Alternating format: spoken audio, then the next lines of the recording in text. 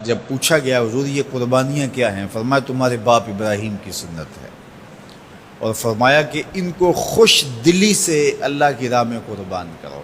قیامت کے دن یہ اپنے بالوں کے ساتھ، اپنے سینگوں کے ساتھ اور اپنے کھروں کے ساتھ آئیں گے، اور یہ بھی ارشاد فرمایا کہ کل پل صراط پر یہ سواریاں بن کے تمہیں پل صراط سے پار لگائیں گے۔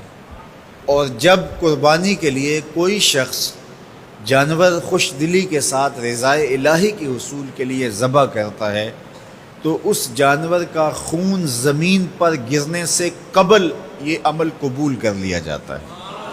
اور یہ بات بھی ذہن میں رکھیے گا کہ ایام نہر یہ 3 دن جو خون بہانے کے ہیں، 10، 11 اور 12 تاریخ، ان ایام میں آپ جو بھی عمل کریں، نماز پڑھیں اور دیگر صالح اعمال کریں، بہت قابل قبول ہیں اور اللہ ان کو قدر کی نگاہ سے دیکھتا ہے۔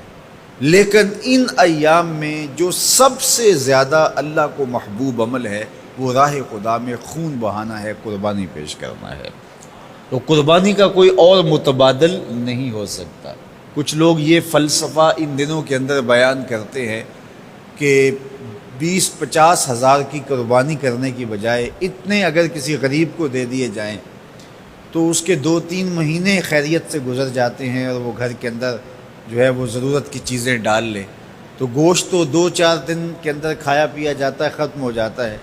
لیکن اگر اتنے پیسے کسی غریب کے گھر دے دیے جائے تو یہ اچھی بات ہے۔ تو اسلام کب اس عمل سے روکتا ہے؟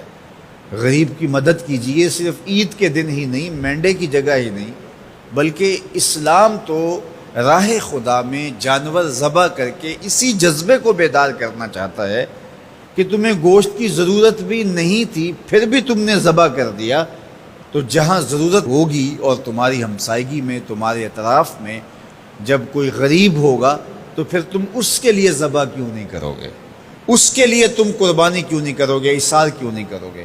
یہاں تو پھر بھی ہم گوشت خود کھا لیتے ہیں یا غرباء میں بانٹ دیتے ہیں، لیکن منا کی وادی میں جہاں لاکھوں قربانیاں پیش کی جاتی ہیں، وہاں تو جانور کاٹ کے اس کو ذبح کر کے بس چھوڑ دیا، اس کے گوشت سے غرض ہی نہیں ہوتی۔ زیادہ تر حجاج ایسے ہوتے ہیں جن کو یہ بتا دیا جاتا ہے کہ تمہاری قربانی کر دی گئی ہے، اور وہ فون کال کے انتظار میں یا حکومت وقت کی جانب سے دیے گئے وقت کے بعد حلق کروا دیتے ہیں۔ تو انہوں نے نہ اپنا جانور دیکھا ہوتا ہے، نہ اس کو ذبح ہوتے دیکھتے ہیں، تو صرف انہیں ٹائم بتلا دیا جاتا ہے یا ان کو کال کر دی جاتی ہے تو یہ ان کے لیے کافی ہوتا ہے۔ تو وہاں تو گوشت کھانا بھی مقصود نہیں، تو صرف اللہ کی رضا کے لیے جانور ذبح کرنا۔ تو جب رضائے الہی کے لیے جانور ذبح کرنے کا جذبہ پیدا کر کے تمہیں راہ خدا میں خرچ کرنے کی ترغیب دی جاتی ہے تو پھر تم پورا سال خرچ کرو گے، تمہارے لیے کوئی مشکل اور کوئی مشقت نہیں ہوگی۔ لیکن اگر تم جو ہے وہ اس جذبہ خیر سے نور حاصل نہیں کرو گے تو پھر تمہیں یہ دولت نصیب نہیں ہوگی۔ تو سب سے افضل عمل ان 3 ایام کے اندر جو بتایا گیا وہ یہی ہے کہ راہ خدا کے اندر خون بہانا ہے۔ اللہ کے محبوب علیہ الصلوۃ والسلام کی خدمت میں جو ہے وہ مینڈے لائے گئے جو چتکبرے تھے، اور حضور علیہ الصلوۃ والسلام نے اپنے مبارک ہاتھ سے ان کو ذبح کیا۔ تو عید قرباں یہ ایثار کی عید ہے، یہ قربانی کی عید ہے، اور اسلام ہمیں قربانی سکھاتا ہے۔ اسلام لمحہ لمحہ قربانی ہے، ایک ایک ساعت اسلام قربانی کا نام ہے، اور ہمیں درس زندگی یہی دیا جاتا ہے کہ ہم قربانی سے اپنی زندگی کو عبادت کریں۔